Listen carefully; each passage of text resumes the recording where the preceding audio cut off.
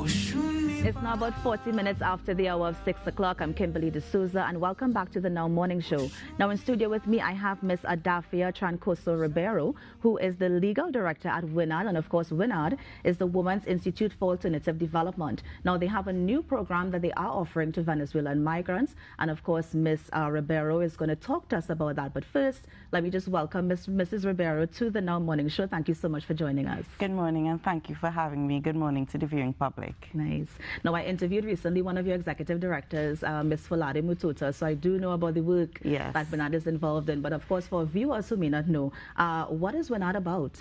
So WINAD is a non-profit organization that was formed in 1999, and it is about advocating the rights for women and girls. And it's all about empowering women and breaking barriers.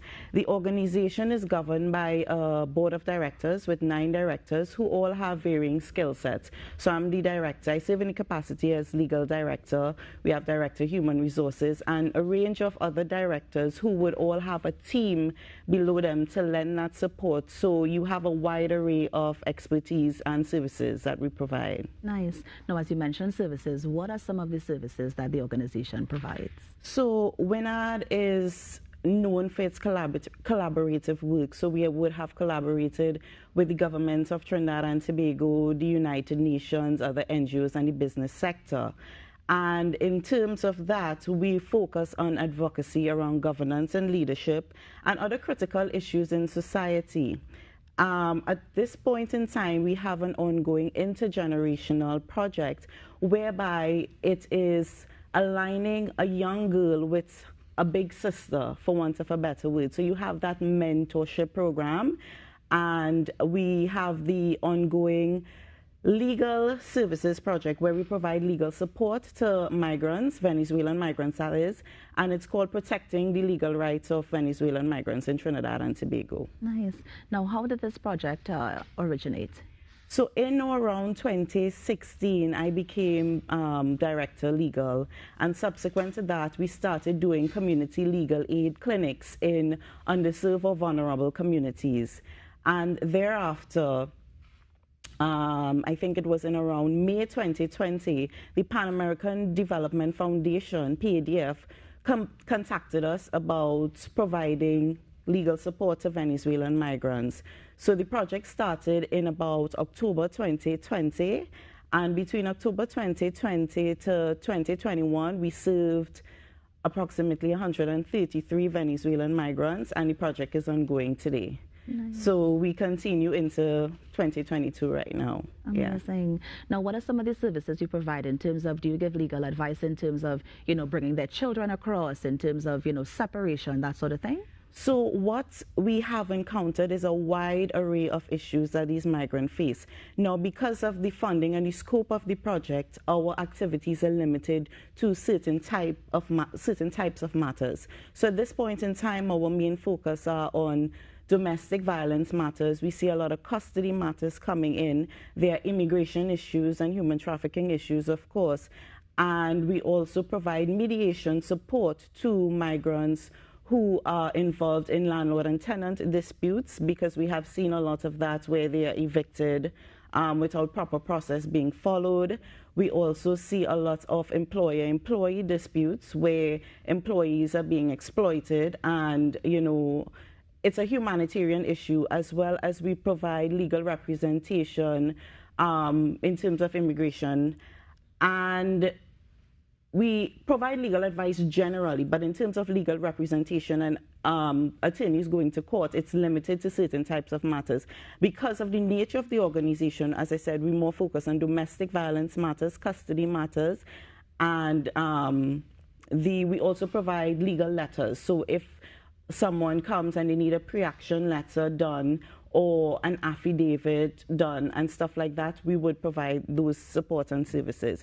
But in terms of matters that we don't deal with, for example, criminal matters, we would refer them to other agencies, for example, legal aid, or if it's a human trafficking matter, we would refer them to the counter trafficking unit for they to get that assistance that they require there. Right. Yeah. Now, in terms of the issues that you have seen, can you give me in terms of, maybe not figures, but just a general idea in terms of which one is the highest, like which one you will get the most of at the organization? Domestic violence, for sure, because we have a lot of domestic violence matters coming to us, mostly women who are victims of abuse by male counterparts, that both Venezuelan partners and partners of Trinidadian partners as well. As we haven't encountered any in Tobago as at this time that have come to our organization, but we have a high number of domestic violence as well as custody matters, and a lot of them have registration issues. So, for example, they may come here pregnant, or they may get pregnant while here, and once the child is born here, the child is a citizen of Trinidad and Tobago. However, in terms of registration of that child, most of the Venezuelan migrants need an identification document. In the absence of that identification document, they would have to go to the Venezuelan embassy to get a particular document that's called a cedula, and usually they have to pay for that at a cost. I think right now it's $50 US, and most of them can't afford to pay that. So you have a host of children here who are unregistered in the system in the country. So that is a challenge that we have seen happening. Now, in terms of partnering with other organizations to help these Venezuelan migrants, has the organization partnered with anybody in particular? Oh, definitely. We do a lot of work with Living Waters communities, so we have partnered with them. And we also have other agencies who refer matters to us. So we have agencies like La Casita and TC Solness, Heroes Foundation, other organizations who deal with Venezuelan migrants. They usually refer matters to us for us to render that legal support to them. Nice. And how can people access these services? So you can reach us on social media, Winard 1999, via Facebook and Instagram. You could also reach out directly. We have set up an email address and a telephone number specifically for this project, so persons can contact us via cell phone at 761-6244 or via email at winad, WINAD 2021 @gmail.com. Now, I know that this project is dealing specifically with the Venezuelan migrants, but for other migrants who might be in the country, any plans to reach out to them as well? So it's all about funding. Once we can, and we can expand, there's always opportunity to grow, because it's all about serving others. So once the opportunity is available and we have the adequate funding, then definitely we would explore that opportunity. Nice. And I know you mentioned some of the other projects and some of the other directors that we have in the company. What are some of the other projects that we can look forward to?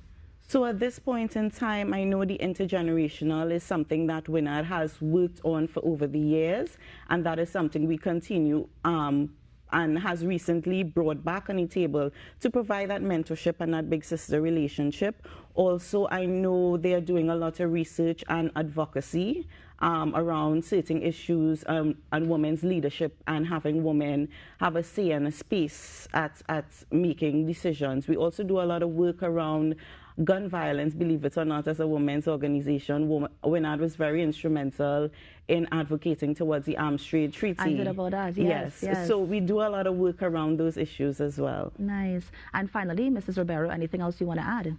No, I think as a society, we just need to be our brother's keeper, and it's all about serving others and how you can help others and make a difference and be a positive impact in society, and we'd be a better place for it. Nice. And one more time, anybody who's looking and wants to get in contact with the organization, how can they contact you? Again, they can contact us via cell phone, 761-6244, via WhatsApp or telephone. We have our paralegal who mans that telephone line, so you would reach out to her via telephone or WhatsApp, and we have 2 interpreters who would be on standby to assist with interpretation and translation, so we could get the intake information, and also via email, winad2021 @gmail.com. Mrs. Trancoso Ribeiro, thank you so much for joining us on the Now Morning Show. I hope the information was important. Of course, there is a flyer on the Facebook page, right? Yes, and they can find you there as well. So thank you so much for joining us. Thank you for having me. You're on the Now Morning Show. We're going to take a break and we'll be right back. Stay with us.